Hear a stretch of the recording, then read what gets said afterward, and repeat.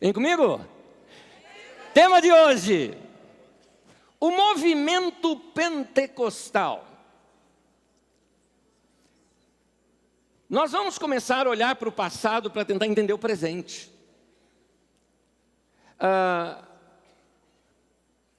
Os profetas, eles não ficavam inventando ou tentando acertar o futuro. Os profetas, eles olhavam para o passado e, compreendendo os caminhos que foram traçados no passado, ele traz a sabedoria para o presente e indica para onde estamos indo para o futuro. O profeta Ageu 2 vezes diz isso: considerai o vosso passado. Aquilo que você fez, ele vai seguir uma determinada linha. Então o profeta, ele faz essa análise na história para poder mostrar com sabedoria para onde estamos indo. Então o profeta, ao invés de um adivinho, ele é um sábio. É assim. Por isso, Deus nesses dias, eu acredito, quer trabalhar com a igreja para que a igreja seja um povo profético. Quando se fala de profetas no Novo Testamento, por exemplo, quando falaram acerca de Jesus, diz assim acerca de Jesus: ele era varão profeta, poderoso em obras e palavras diante de Deus e diante dos homens. Isto é um povo profético. Realiza obras que marcam a história, trazem palavras que direcionam vidas e esclarecem os caminhos. Poderoso diante de Deus, poderoso diante dos homens, gente de impacto, gente que não deixa a vida passar em branco, gente que marca a história. Deus está chamando você para fazer parte desse povo profético, meu irmão.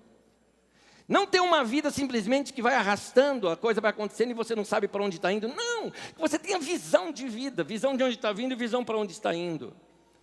É por isso que nós vamos começar a examinar a história. Esses últimos 100 anos de igreja aconteceu muita coisa. A igreja passou por diversas transformações.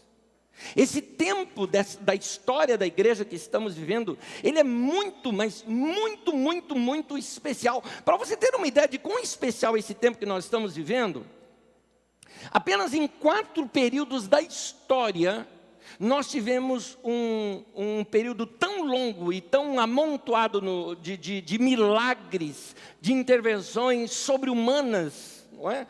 Que passa dos limites humanos, aquilo que nós chamamos de sobrenatural, de ação de Deus na história. Apenas em 4 períodos a gente vê isso tão forte, e um deles é o nosso. Você vê primeiro isso lá no período de Moisés e Josué. Quantos milagres aconteceram naquele tempo? O mar que se abre, um rio que se abre, uma pedra que simplesmente toca nela, jorra água. Um orvalho que cai do céu e que vira um pãozinho que alimenta as pessoas. Milagres após milagres acontecendo. Pessoas que estavam envenenadas, apenas ao olharem para algo que Moisés levantou, eram curadas. Era o que acontecia ali entre eles. 40 anos e não se desgasta nem as sandálias dos pés. Milagres. Também no segundo período histórico, é no período de Elias e Eliseu. Você vê ressurreição de pessoas, você vê milagre de multiplicação de alimentos, ali na época de Elias e de Eliseu. Vamos pegar um outro período histórico, Jesus e os apóstolos. Você tem ressurreições como o de Lázaro, como no caso também através dos apóstolos que Pedro ressuscita aquela mulher. E daí você vai ver os milagres que aconteceram, são sinais e milagres que aconteceram ao longo nesses períodos históricos marcando a história. E outro período histórico, século 20, com resquícios ainda aqui no século 21. E aí eu te pergunto, por quê? Por que será que nós estamos talvez num dos momentos mais especiais da história e parece que a igreja está dormindo? Como dizia Keith Green, ele dizia o seguinte: o mundo está dormindo nas trevas e a igreja está dormindo na luz. Por que a gente não está acordado para isso? Por isso é importante olharmos para a história, vemos o que Deus fez, os despertamentos espirituais, também chamados de avivamentos. Os despertamentos espirituais, onde Deus deu um acorda para a igreja, levando a igreja a prestar mais atenção no que Deus queria fazer com o mundo na sua época. Nós vamos começar lendo um texto bíblico que nos fala de sabedoria. Veja comigo, sabedoria e discernimento. Provérbios capítulo 2, se você puder, anote do 1 ao 11 para ler em casa. Eu vou ler apenas esse trecho dele que diz assim: pois a sabedoria entrará no seu coração, e o conhecimento será agradável à sua alma. O bom senso o guardará, e o discernimento o protegerá. O que é que vai proteger a tua vida? O discernimento. Discernimento é aquilo que, a melhor símbolo que eu encontro é aquele, quando a avó mandava ir lá no armazém comprar feijão. Então, o homem pegava lá, colocava naquele saco, igual saco de pão, você levava para casa. Chegava em casa, põe em cima da mesa, esparramava e ficava ali limpando o feijão, não é? Separando pedra, separando feijão ruim, caruncho, né? Tem uns que nem sabe o que é isso, né? Do feijão bom. Essa separação entre o que é ruim e o que é bom é a melhor imagem que eu tenho para discernimento. Discernimento é saber separar o precioso do vil. Discernimento é isso. E aqui está mostrando que é importante nós termos discernimento. Por isso nós vamos estudar a história. Porque estudando a história do que aconteceu até chegar a nós, o Evangelho, nós começamos a compreender melhor e entender, ter discernimento daquilo que foi ação de Deus e ação humana. Porque o que nós temos hoje na igreja é uma grande mistura. Mistura de coisas divinas, fantásticas, mas mistura também de coisas humanas e algumas até execráveis. Então nós precisamos estudar para entender para ter esse discernimento de onde viemos, onde estamos e para onde nós estamos indo. Ao longo desses meses agora, ou desses próximos domingos, eu espero conseguir levar você a ficar apaixonado pela igreja. E você vai ver como é fantástica a igreja de Jesus. Esta obra de Deus na terra, essa agência do reino de Deus na terra, chamada igreja, ela é apaixonante. Então, quando nós entendemos melhor a sua história, nós vamos entender melhor esse momento histórico em que estamos vivendo. Hoje eu quero começar com vocês falando do movimento pentecostal. Explicando para vocês o que é o movimento pentecostal. Este nome, pentecostal, vem de um nome que aparece no Novo Testamento, apesar de ser uma festa desde o Antigo Testamento, chamada Festa de Pentecostes. Pentecostes, 50 dias depois da Páscoa. 50 dias exatamente depois da morte de Jesus, o Espírito Santo desceu na igreja. E a igreja os discípulos tiveram uma experiência fortíssima com Deus. E isso marcou aquele chamado no dia de Pentecostes. Atos dos Apóstolos, capítulo 2, narra isso. Mas eu quero te contar sobre esse movimento assim chamado pentecostal. Era final do século XIX para o século XX. De 1900 para 1901.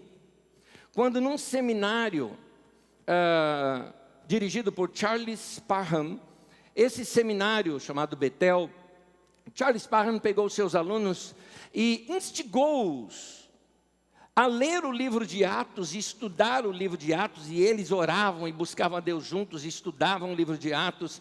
Quando foi chegando no final do ano, eles começaram a levantar o que eles estavam enxergando no livro, mas que não havia na vida deles. E a primeira coisa que eles notam ali no livro de Atos dos Apóstolos é que há uma diferença muito grande dos discípulos antes e depois de um acontecimento chamado batismo com o Espírito Santo.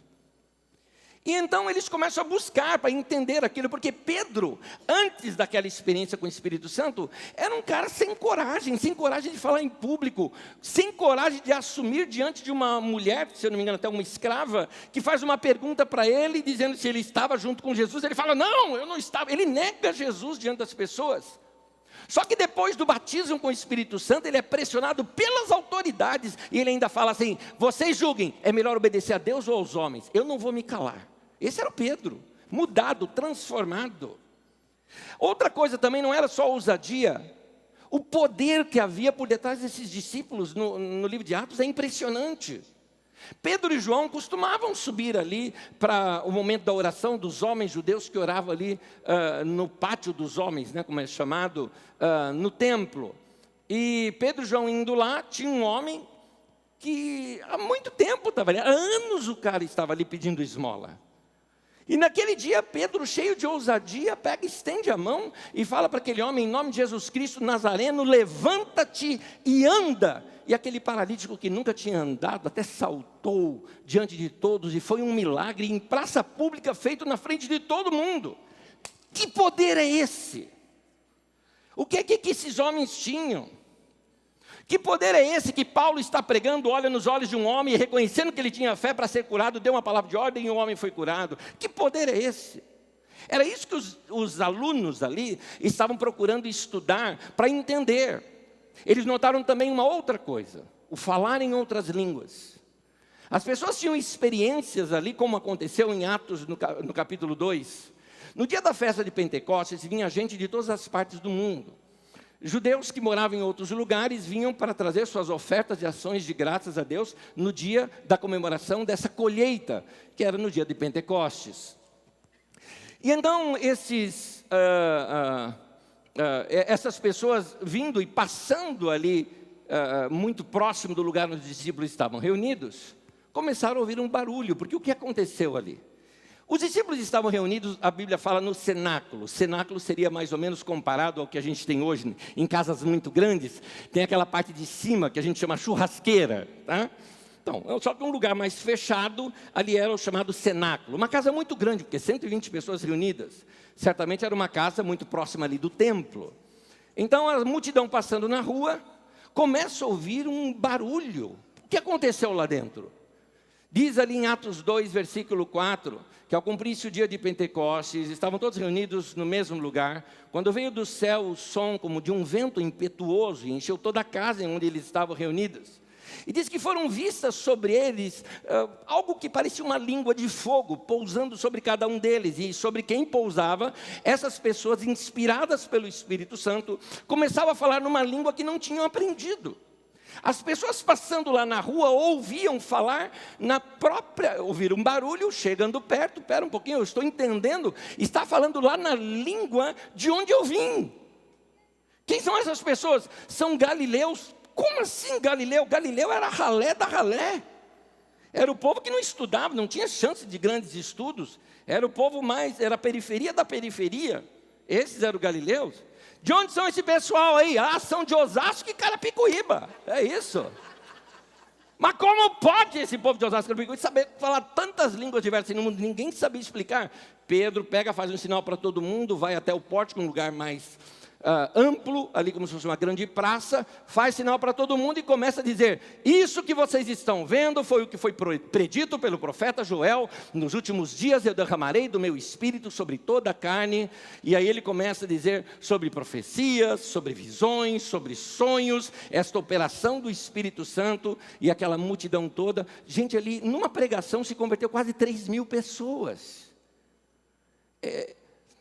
Os alunos daquele seminário começaram a estudar essas coisas e perceberam: tem algo mais no cristianismo que nós ainda não experimentamos. 31 de dezembro de 1900, na virada do século para 1901, exatamente próximo da meia-noite, uma moça chamada Agnes Osman, ela pega uma cadeira, senta no meio daquela roda toda e falou: imponho as mãos sobre mim. Eu tenho certeza de que eu vou receber o batismo com o Espírito Santo, com a evidência de falar em outras línguas, conforme nós vemos em Atos dos Apóstolos, e todos nós aqui também seremos dessa mesma maneira. Os alunos, em toda a sua coragem e fé, impuseram as mãos, e exatamente na meia-noite, na virada, acontece isso. A partir dali se desencadeia alguma coisa interessante, não só lá, no mundo inteiro. Nós temos relatos de ações sobrenaturais do Espírito Santo acontecendo, por exemplo, nas Ilhas Hébridas, lá em cima da Grã-Bretanha, ou no país de Gales, que eu vou citar daqui a pouco, Índia, que eu vou citar daqui a pouco, alguns países africanos também, vários lugares no mundo inteiro. Esses fogos de avivamento começaram a acontecer, despertando a igreja no mundo inteiro, ao mesmo tempo, inclusive sem contato um com o outro. Isso que era interessante, visto que a comunicação na época não é como a nossa nos dias de hoje. País de Gales, 1904. Um rapaz de 26 anos de idade aqueceu o coração um dia, também num seminário, também buscando a Deus, e queria começar a pregar, convidando o povo para a oração. Evan Roberts, uma vez, reuniu a igreja e começou a pregar para aquela igreja, chamando o povo para uma vida mais íntima com Deus e uma vida de oração. Este culto simplesmente durou 6 meses. O culto não acabou. As pessoas depois no culto começaram a orar e não parava, ninguém ia embora para casa. Daqui a pouco vai dando horário do pessoal ir trabalhar. Tem gente que pegou, foi trabalhar, foi para casa, dormiu um pouquinho, voltou para a reunião. Nisso alguém já tinha dormido, já estava lá de novo. E por 6 meses não parou o culto ali. Não foi só lá. Outros lugares também foram despertados da mesma maneira. Coisas incríveis aconteceram naquele lugar. Vocês estão vendo, por exemplo, uma das fotos aqui, mostra uma reunião de oração num campo ali, que foi simplesmente um encontro quase que ocasional. Eles estavam reunidos numa determinada igreja, e orando, quando um irmão se levanta e pede para os irmãos, eu acho que eu tenho uma palavra de Deus. Eu gostaria que nós orássemos pela igreja tal, que ficava lá do outro lado da cidade. Acontece que essas duas igrejas tinham um pouco de rixa entre si por questões doutrinárias. Sabe quando a igreja não se dá bem com a outra? Então nós vamos orar por aqueles irmãos. E começar a orar. E quando começaram a orar, um do outro irmão falou: irmão, melhor do que isso. Vamos lá ao redor do salão de reuniões daquela igreja. Vamos orar, pedir para Deus operar no meio daquela igreja, abençoar aqueles irmãos e tudo mais. Tá bom. Simultaneamente, lá naquela igreja, estavam orando também. E alguém tem uma palavra: irmão, sabe aquela igreja? Eu gostaria que nós orássemos por ela. E aí outra pessoa falou: vamos lá orar por eles. Detalhe, na mesma hora. O que aconteceu? Se encontraram no meio do caminho. E aí fizeram uma reunião ao ar livre, todos juntos ali. Algumas coisas assim, totalmente fora do comum aconteceram. Por exemplo, não se tem registro de uma pessoa sequer presa por 6 meses naquele lugar. Bares fecharam porque os bêbados se converteram.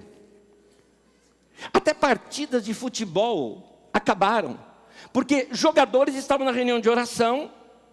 Não esqueça que estão falando de região da Inglaterra, já tem futebol, tá? Os jogadores estão em reunião de oração e o público não foi para o estádio, também estava em reunião de oração. A coisa pegou tanto que, por exemplo, esse avivamento tocou, por exemplo, os carvoeiros. Os homens que trabalhavam nas minas de carvão eram homens brutos, assim. E tinha os cavalos que puxavam o produto depois, e eles costumavam xingar os cavalos, e os cavalos obedeciam. Para o cavalo seguir, era um palavrão que eles falavam. Eles se converteram, então pararam de falar palavrão. O que aconteceu? Os cavalos pararam de obedecê-los, porque não entendiam mais as palavras. Então, são coisas que ocorreram ali em Gales. O que acontece? Um irmão, este aqui, deste livro, Avivamento da Rua Azusa, esse irmão Frank Bartman, começa a se corresponder com este irmão, Evan Roberts, Evan lá no país de Gales, Frank Bartman em Los Angeles, e começa a se corresponder, e nessa correspondência ele começa a aprender sobre intercessão, oração, e começa a convocar a igreja para um tempo mais profundo de oração. Muito bem. Lembra o primeiro que eu citei aqui para vocês? Daquele seminário? Naquele seminário de Charles Parham, pouco tempo depois dessa experiência, o seminário fechou. Por que razão? Todos os alunos saíram para missões. Todos. Não tinha mais aluno. Eles já tinham estudado a palavra de Deus e agora, revestidos do poder do Espírito Santo, queriam sair para pregar o evangelho fora. Parham, sem alunos, foi para outra região, no sul dos Estados Unidos, uma região onde tinha o racismo muito forte, região sul ali, o racismo muito forte naquele lugar. Lugares onde se entrasse um branco no ônibus, você poderia ser uma senhora. Se você fosse negra, você teria que se levantar e dar lugar para o branco. Se tinha bebedouro onde o branco bebia água, o negro não poderia beber. Era assim. E para você ter uma ideia, nesse seminário que ele foi convidado para ensinar, eram só de brancos, mas tinha um negro naquele lugar, chamado William Seymour. E este negro não podia participar dentro da sala de aula, ele ficava no corredor do lado de fora, fazendo suas anotações. Acontece que ele recebeu tanto do Espírito Santo, esse rapaz, que foi convidado para ministrar lá em Los Angeles. Lá em Los Angeles ele começou a ministrar numa rua chamada Rua Bonnie Brae. E naquela casa da Rua Bonnie Brae, que existe até hoje essa casa, começou a chegar gente, mais gente para orar, gente, mais gente para orar. As pessoas eram batizadas com o Espírito Santo, umas falavam em línguas, outros faziam outras coisas, como por exemplo a história de uma senhora, que todo mundo conhecia ela, sabia que ela não sabia música. No entanto, o que aquela senhora faz? Uma vez tomada por uma ação do Espírito Santo, ela vai num piano e começa a tocar lindamente naquele piano, e todo mundo cantando junto. E um detalhe, ela tocou até o final da sua vida, sem nunca ter estudado. Esses dons acontecendo dessa maneira, era uma coisa incrível que Deus fazia entre esses irmãos. Aliás, essa casa existe até hoje, e esse piano existe até hoje lá, que eles deixam isso como um ícone, como uma lembrança de uma ação de Deus que foi testificada por muitas pessoas. As pessoas naquele lugar sentiam uma presença de Deus incrível. O lugar ficou pequeno, então eles alugaram um lugar que tinha sido usado por uma igreja metodista que fechou e virou estábulo o lugar. Eles alugaram esse lugar, limparam ele, colocaram ali bancos como podiam, tipo caixotes e madeira por cima. O púlpito era 2 caixas de laranja ali para as pessoas poderem apoiar a Bíblia. Lugar muito simples como era, na Rua Azusa 312. Naquele lugar, eles começavam a orar, a buscar a Deus juntos, e mais um desses lugares que o culto não terminou. O culto girava noite, no outro dia, qualquer horário do dia ou da noite que você fosse lá. Tinha gente orando, e o culto deles era assim: todo mundo ora, todo mundo ora, todo mundo ora, busca a Deus, busca a Deus, busca a Deus. Daqui a pouco, quando todo mundo percebe que se faz um pequeno silêncio, alguém se levanta, começa a cantar um hino, todo mundo canta o hino, acabou o hino, todo mundo de joelho no chão de novo, orando novamente. Aí daqui a pouco, aquele silêncio, alguém se levanta, lê um texto da palavra de Deus, faz uma pregação, todo mundo ouve, daqui a pouco todo mundo de joelhos de novo no chão, vamos orar novamente. Era assim que estava acontecendo lá em Azusa. Acontece que com esse movimento, narram as pessoas que estiveram ali, da experiência que era chegar perto desse lugar. Algumas pessoas narram que passando assim muitos metros daquele lugar, ou 2 ou 3 quarteirões daquele lugar, a sensação que você tinha é como se você passasse por uma cortina e sentia algo simplesmente diferente no ar. Algumas pessoas ficavam de joelhos no meio da rua e começavam a chorar sem entender o porquê que estavam chorando. Algumas pessoas sentiam convicção até dos seus pecados e queriam saber de onde que estava emanando aquele poder que estava tocando na vida deles. Esses relatos você pode procurar em jornais que existem até hoje, como Los Angeles Times, por exemplo. Tem narrativas de pessoas que tiveram essa experiência lá naquele lugar. Algumas criticando, dizendo que fanatismo é esse, as pessoas começam a chorar no meio da rua, cair de joelho no meio da rua, criticando. Mas eu acho isso positivo, o que acontecia naquele lugar.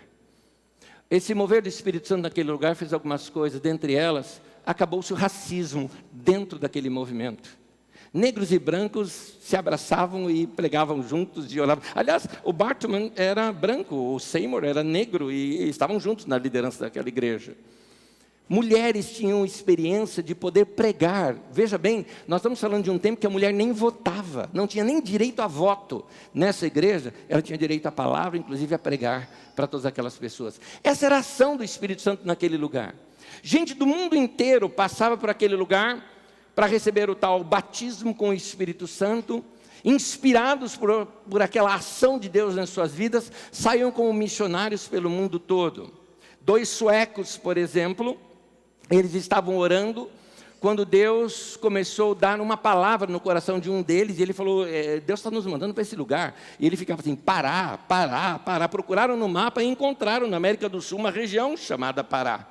Daniel Berg e Gunnar Wingen vieram para Belém do Pará. E começaram aqui um lugar chamado A Missão, que mais adiante é conhecido como Assembleias de Deus Ministério Belém. É a maior denominação evangélica no Brasil hoje. O maior número de evangélicos no Brasil que tem são ligados à Assembleia de Deus. Aliás, algum de vocês já teve algum contato com a Igreja Assembleia de Deus? Talvez você mesmo frequentou, ou seus pais frequentaram. Algum de vocês aqui já tiveram? Pois bem, vocês são fruto desta obra lá no avivamento da Rua Azusa. Até eu, que sempre fui batista a vida inteira, nunca fui pentecostal, nunca fui da igreja da Assembleia de Deus, eu devo a minha vida aos irmãos da Assembleia de Deus. Há muitos anos atrás eu passei por um sequestro, era uma situação muito horrível, já estava no meio do mato, lá com uma situação horrível, lá com aqueles caras, quando alguma coisa dá errada, e um dos caras lá muito chapadão falou, mata todo mundo, mata. E um cara estava com uma submetralhadora aqui nas minhas costas. Eu assim, sem saber o que fazer, eu virei para o cara aqui, eu falei, cara, eu não sei de nada, eu fui sequestrado para entregar esse produto aqui para vocês, e eu sou pastor. A hora que eu falei isso para ele, o cara simplesmente parecia assim, que eu estava segurando um leproso, né? Largou assim, largou, e falou, isso é coisa do meu pai e da minha mãe. Aliás, ele falou assim primeiro, antes de tudo, ele falou, ninguém vai fazer nada isso aqui não, ninguém vai matar ninguém vai fazer nada, e começou assim a me proteger, eu falei, uau. Ele falou, isso é coisa do meu pai e da minha mãe, eles são crentes da Assembleia de Deus, e oram sempre por mim.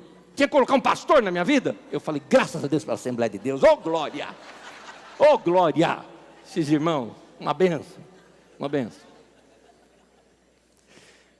A ação do Espírito Santo foi muito forte naquele lugar. Anos depois, claro, tudo tem seu tempo. Quando a gente pode experimentar uma grande renovação. Mas se a gente não renova a renovação, ela fica velha. Se a gente não estrutura, eu costumo dizer que a vida da gente tem que ser assim, abriu novas portas, situações novas, a gente cresce, dá um passo. O que faz agora? Estrutura, se fundamenta, se solidifica, aí então vai para o próximo passo da sua vida. A nossa vida, ela é como os degraus. Quando você vai subir na vida, você sobe, mas tem um tempo de você perceber aquele momento de planície, né? Aquele momento onde você está. Então tem ali o espelho e você novamente sobe. Da mesma forma, no nosso caminhar com Deus, a gente tem que ir estruturando a vida e crescendo, estruturando e crescendo. Eles não fizeram isso. Não formaram líderes, achavam que não precisavam de muito estudo bíblico e teologia, bastava o poder do Espírito Santo e vamos pregar. E o que aconteceu foi que muitos erros doutrinários começaram a vir juntos dos movimentos, estou falando lá ainda, já próximo de 1910, por aí, dessa época. Subindo um pouquinho, quase 1919, começaram também vários movimentos de cura divina. Curas extraordinárias. Milagres incontestáveis. Mas o que era contestável era a vida daqueles que ministravam. Alguns com vida duvidosa, alguns com vida financeira, com muitas dúvidas de como eram feitas as suas cruzadas. E isso causou diversos problemas no meio da igreja. Um dos símbolos para o Espírito Santo na Bíblia Sagrada é uma pomba. E uma pomba, se você está quietinho ali perto dela, ela fica perto de você. Mas qualquer movimento brusco, ela voa. Da mesma forma, parece que essa ação do Espírito Santo voou. Sobrou aquilo que era humano. As estruturas se enrijeceram. O odre novo ficou velho. Se secou e ficou duro. E aí, começou a se perder um pouquinho essa ação de Deus. Estou falando disso lá atrás, início ainda do século XX. Que lições nós podemos começar a tirar dessas histórias, e são fatos que aconteceram na igreja do Senhor? Primeiro, as coisas positivas. Esses irmãos deixaram para a gente um legado de oração. Para eles tudo se resolvia na oração. Está com problema? Vai orar. A gente é assim, está com problema? Primeiro você busca o médico, daí você vê remédio, aí você vê um terapeuta, aí você vê tal coisa, quando não resta mais nada o que fazer, aí você vai orar. Eles não, eles oravam antes. Eu não sou contra médico, não sou contra remédio, não sou contra terapeuta, aliás, eu até aconselho. Mas só que vamos colocar as coisas em ordem. Primeiro se busca a Deus. Casais deveriam orar juntos. Precisamos de um conselheiro. Vocês precisam orar juntos. Pessoas precisam orar juntos para buscar a Deus e a direção de Deus. Outra coisa que esses irmãos deixaram um legado para nós é a experiência do batismo com o Espírito Santo, no qual a igreja precisa ser revestida de um poder diferente do que a gente tem experimentado até agora. Há mais para a gente experimentar do que a gente já experimentou. Anésio, você acredita nesse negócio de falar em línguas? Claro, eu oro em línguas todos os dias. A maioria das vezes não entendo o que eu estou falando, fico entre eu e Deus, que é o que Paulo, apóstolo, aconselha. Fique calado para os outros, mas falando consigo mesmo, com Deus. E diz, a palavra de Deus diz, aquele que ora em outras línguas, a si mesmo se edifica. É assim que eu edifico o meu coração. É uma espécie de energético espiritual rápido, entendeu? Você ora, você está sintonizado com Deus rapidinho. Mas existe algo também chamado dom de línguas, é diferente. Falar em línguas é quando você fala com Deus e ninguém entende. O dom de línguas é uma palavra de Deus para os homens e vem com interpretação. Eu estava dirigindo louvor num determinado lugar, tinha pregado e estava uma música final ali com os irmãos, peguei um violãozinho, cantando com a igreja, uma igreja um pouco maior talvez do que essa parte do meio aqui nossa, dividida aqui em 2 corredores. Okay. E então, eu estava ministrando quando comecei a cantar um cântico e o povo todo cantou junto. Foi aquela ação de Deus tão gostosa no lugar, tão gostosa. E estava uma situação tão dócil, tão gostosa, que nós ficamos quietos. E daqui a pouco uma pessoa ali no canto se levanta e começa a falar numa língua. Parecia algo métrico, algo muito gostoso de ouvir. Eu deixei. Tinha um rapaz, ali aconteceu, tinha um rapaz na última fileira aqui, zoião desse tamanho, apavorado, me chamou a atenção. Aqui no outro canto, uma irmã olhava assim para mim, tentando captar meu olhar, e a hora que eu olhando assim para ela, eu estava com o violão na mão, olhando assim para ela, eu fiz sinal, aguarda, eu entendi, você entendeu o que ela está falando.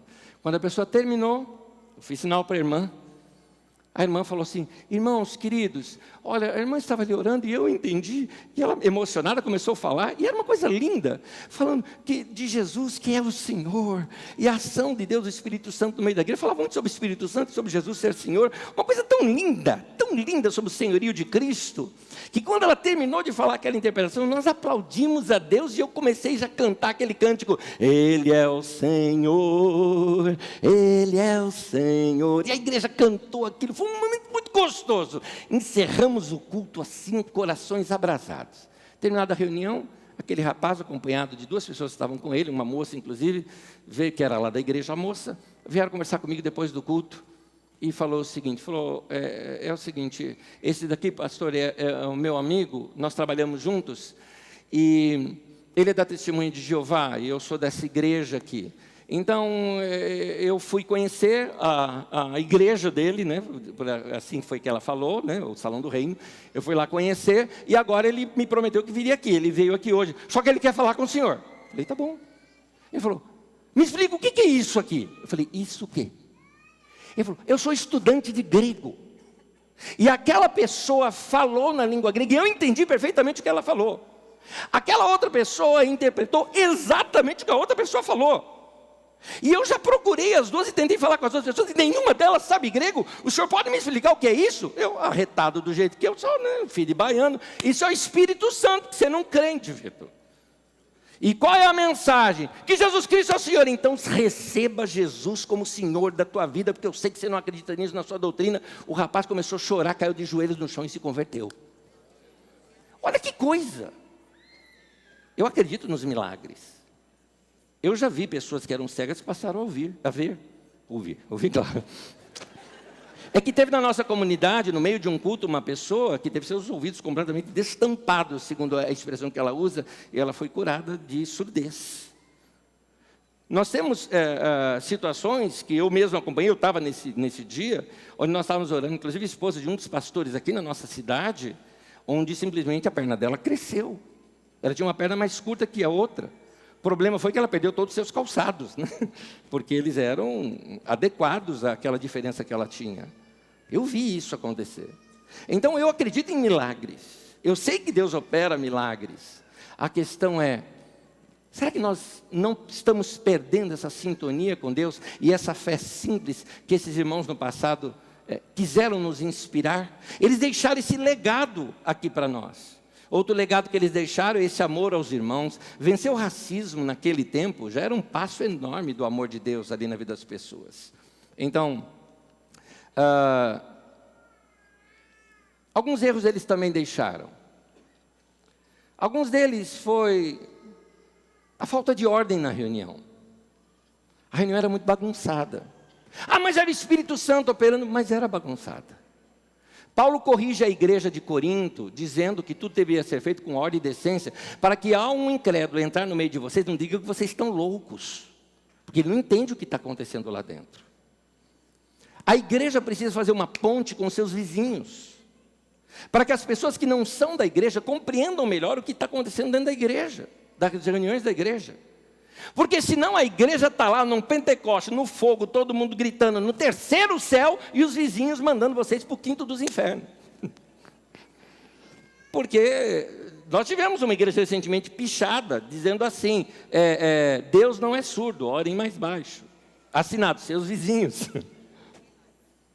Falta de pontes.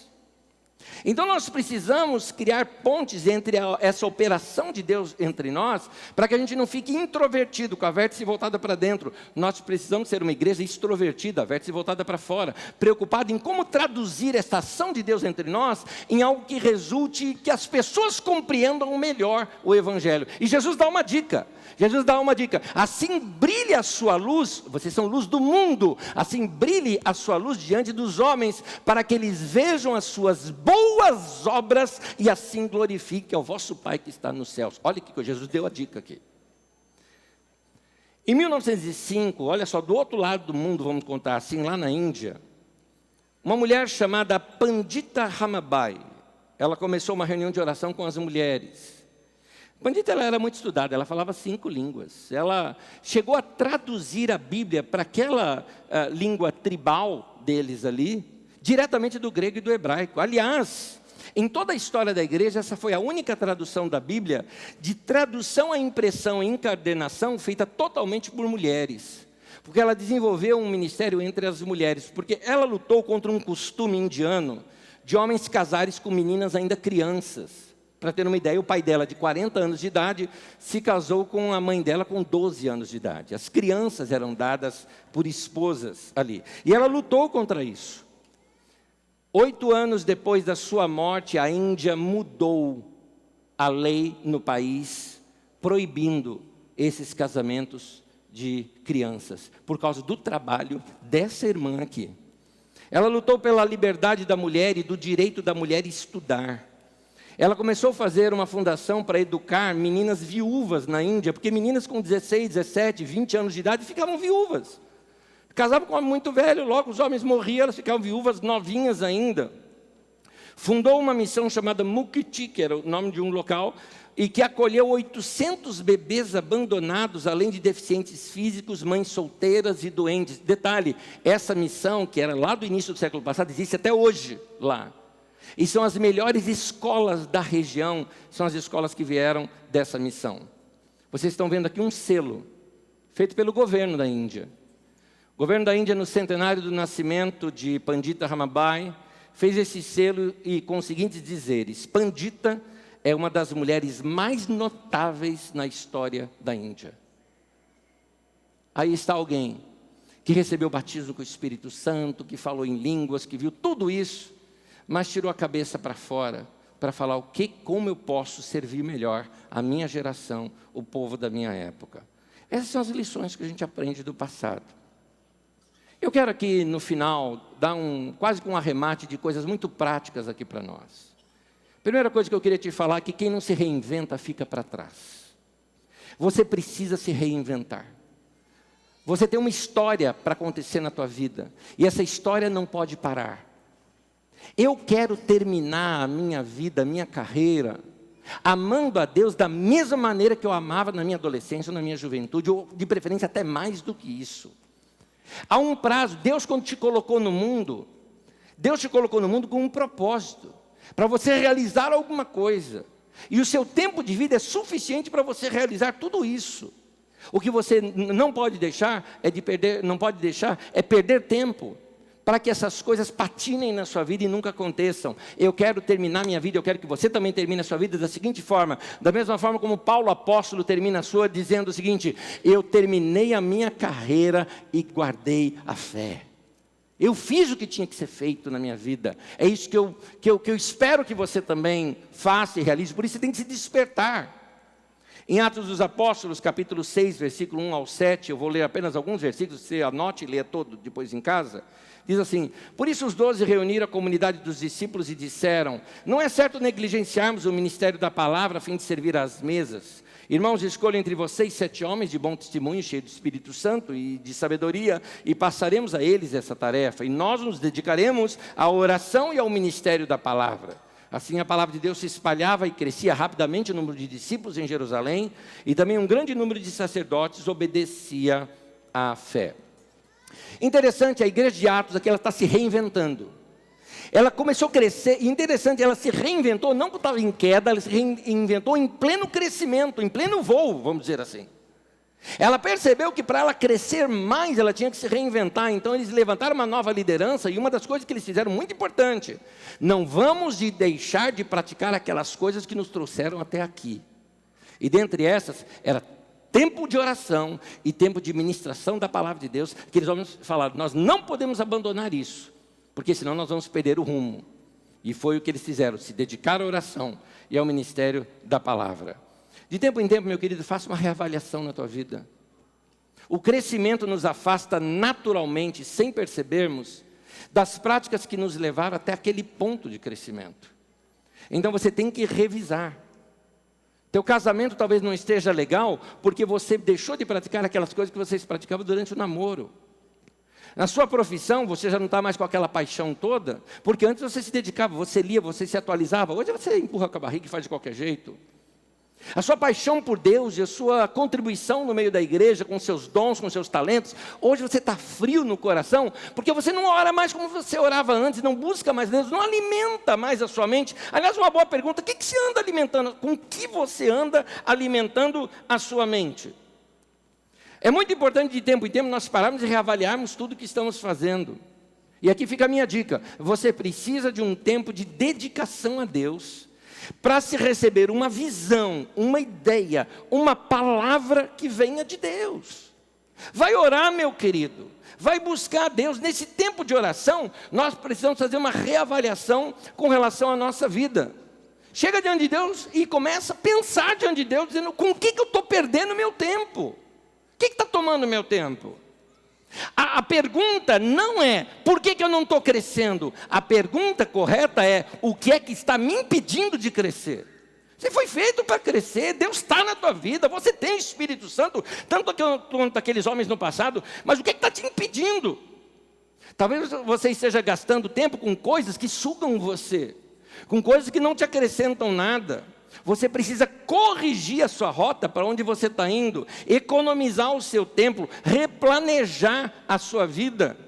E esse replanejamento tem que ser como esse aqui, ó. Quando Deus chega para Abraão, Gênesis 13, disse o Senhor a Abraão, depois que Ló se separou dele: de onde você está? Olhe para o norte, para o sul, para o leste, para o oeste. Toda a terra que você está vendo, eu darei a você e a sua descendência para sempre. Note, Deus faz Abraão ir no alto do morro e falou: Abraão, amplia a visão, Abraão, amplia. Vai olhar longe, vai ver coisas que te inspiram. Eu quero inspirar você, Abraão. Olha bem longe, é isso que eu vou te dar. Mas note que eu pedi para sublinhar ali, ó, de onde você está. Não adianta eu ficar sonhando uma coisa lá longe se eu não dou o primeiro passo aqui. Eu estou sonhando fazer uma obra. Primeiro, vamos fazer uma coisinha primeiro? Vamos limpar teu nome. Vamos limpar o nome. Vamos tirar o nome do SPC. Vamos consertar a vida. Vamos organizar a vida. Vamos acertar o casamento. Vamos acertar os relacionamentos. Vamos pedir perdão para aquela pessoa. Vamos resolver essas coisas mais imediatas que estão enroscando você. Você não está correndo porque você está com peso. Hebreus fala isso no capítulo 12, fala de algo que nos impede a corrida. São pesos que estão nos nossos pés que nos impedem de correr. Vai se livrar desse peso, meu querido, para você poder correr a corrida que foi proposta para você. Quando a gente ouve uma palavra como essa e sente um despertamento, vamos dizer assim, a gente já quer sair fazendo um monte de coisa ao mesmo tempo. Mais um conselho meu: é melhor ter pouca coisa bem feita do que muita coisa mal feita. Pega uma área da tua vida e muda. Uma delas. Vai organizar, organiza.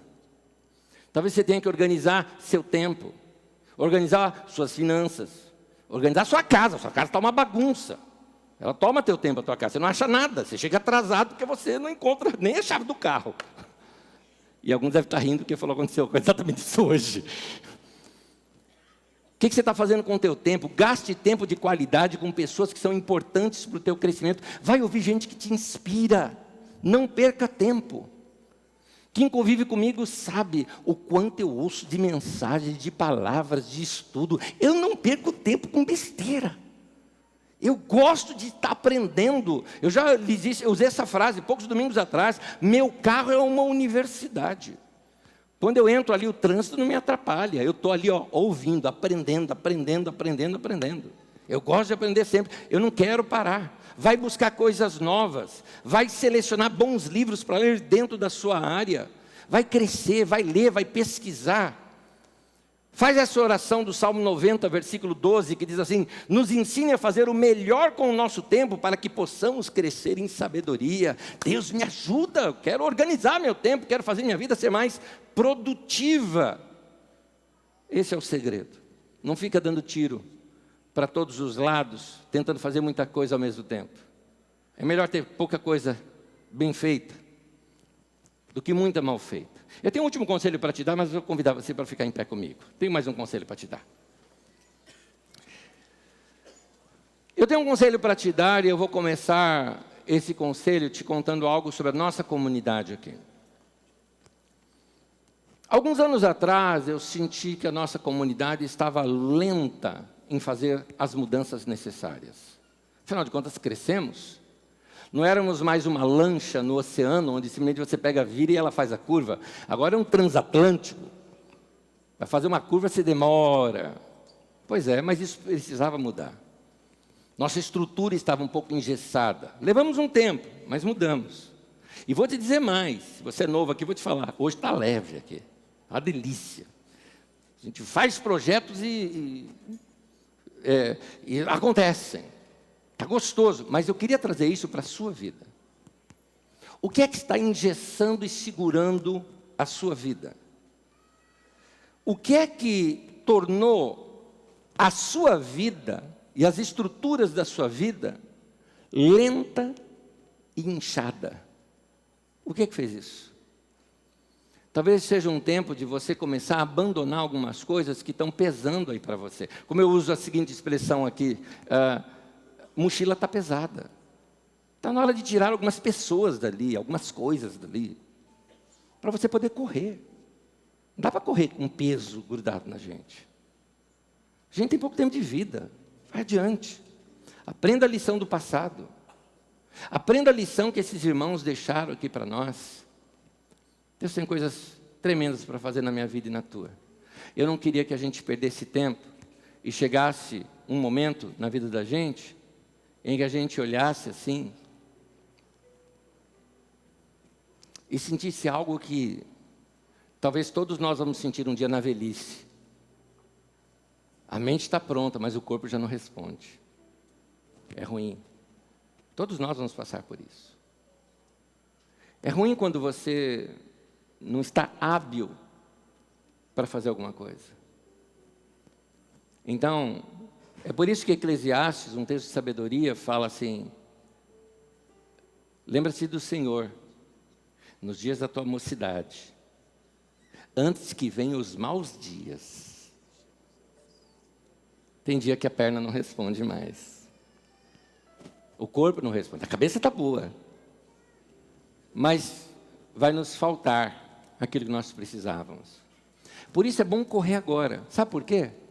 Porque quando Paulo, o apóstolo, falou assim: combati o bom combate, terminei a carreira e guardei a fé. Só uma notícia para você, ele não morreu em seguida disso. Pelos estudos a gente localiza 5 ou 6 anos ainda antes da morte dele, foi quando ele disse isso. Parece que ele veio mais tempo ainda. E tinha aposentadoria toda pela frente ainda. Ele concluiu a carreira antes do tempo. Eu quero ser assim. E eu convido você a ser assim também. Vai correr, meu irmão. Vai fazer o que Deus te chamou para fazer. Portanto, conclusão, parte final. eu tenho uma coisa que eu gostaria que você começasse a praticar a partir de hoje. Mude o seu tempo de oração. Vai orar, meu irmão. Vai orar mais do que você ora. Alguns de vocês não oraram a semana inteira, orou aqui no culto, porque ainda é gente que falou, ora aí. E quando vai orar, não sabe nem o que ora. Vai ter um tempo com Deus. Nem que você não saiba o que orar, vai ter um tempo com Deus.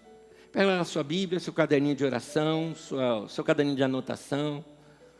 Vai sentar num lugar tranquilo, vai falar com Deus, ler da sua palavra, falar com Ele, ler da sua palavra. Vai ter esse tempo de comunhão. Faça isso diariamente. Melhore seu tempo de oração, seu tempo de comunhão com Deus. Porque eu e você, muitas vezes estamos sem energia, sem bateria suficiente para fazer tanta coisa que Deus quer que a gente faça. Está na hora de a gente plugar na tomada e recarregar um pouco. O que é isso? Vai se encher com o Espírito Santo, meu irmão. Você precisa disso. Vamos pedir para Deus. Amém? Sabe qual é a boa notícia? É que Deus está querendo fazer isso há muito tempo com você. Ele só precisava captar a tua atenção. Por isso que hoje Ele pegou assim, acorda! Está chacoalhando você. Ele está dizendo, eu quero fazer algo na tua vida. Mas eu estou te pedindo para você se abrir para mim. Porque Deus, Ele fala, eis que estou à porta e bato. E se alguém ouvir a minha voz e abrir a porta, eu vou entrar e vou cear com Ele e Ele comigo. Esse texto não está falando que Deus está do lado de fora batendo no portão da casa do pecador. Não está dizendo isso. Aquela palavra é uma palavra para a igreja. Pode ver lá no texto de Apocalipse, é para a igreja que Deus está dizendo. É para mim e para você que Ele está dizendo. Eu estou do lado de fora da tua vida e estou batendo, querendo entrar. Agora, se você ouvir a minha voz e abrir, nós vamos ter uma boa experiência juntos. É o que Deus está falando. Pega na mão do irmão que está do teu lado, nós vamos orar juntos agora. Vamos orar juntos. Quero orar por vocês, pedindo essa graça de Deus sobre a nossa vida. Que Deus nos encha com sua graça, que Ele nos capacite. Antes de orar, presta atenção, só num trocadilho aqui de palavras. O nome da nossa comunidade, sabe o que chama carisma? Carisma vem da palavra carisma, né? É uma palavra grega, que se refere aos dons do Espírito Santo, que Deus dá de graça. A raiz dela é caris, de onde vem a ideia de caridade. A ideia, na verdade, caris, a tradução é graça. A graça de Deus, aquilo que Deus dá para a gente, porque Ele quer dar. Deus quer encher você com coisas da sua graça. Então abre teu coração, quero orar por você. Senhor, nossos corações estão abertos para o Senhor. Pedindo, venha sobre nós da tua graça, dos dons do teu Espírito, nos capacite, nos encha do Espírito Santo, como no passado o Senhor encheu os discípulos, os apóstolos e tantos outros homens e mulheres ao longo da história. Encha também a nossa vida, a nossa casa, transforma a nossa mente e o nosso coração, nos leve para mais perto de Ti, abrasa, bota fogo dentro do nosso coração, tira toda a geleira lá de dentro, o coração frio que temos tido diante do Senhor, acorda-nos para o Senhor, desperta a nossa mente e o nosso coração para Te servir e andar com o Senhor, cause um despertamento na nossa vida e que isso impacte a nossa família, as pessoas que trabalham conosco, quem convive conosco. Vem sobre nós o Teu Espírito, é o que nós Te pedimos, Senhor, no nome de Jesus. No nome de Jesus, nós abrimos a nossa vida para tudo que o Senhor tem para fazer na nossa vida. Nós queremos, Senhor, em nome de Jesus, em nome de Jesus. Antes de você terminar de soltar aí as suas mãos, eu quero te dar uma palavra para você. Eu desejo sobre a tua vida uma semana extraordinária, fora do ordinário, com experiências fantásticas com Deus.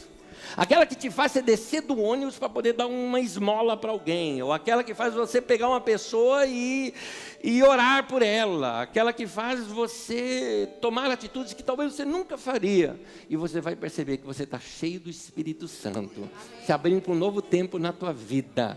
E se você recebe isso, meu querido, pela fé, então adora o teu Deus. Louvado seja o Senhor. Amém.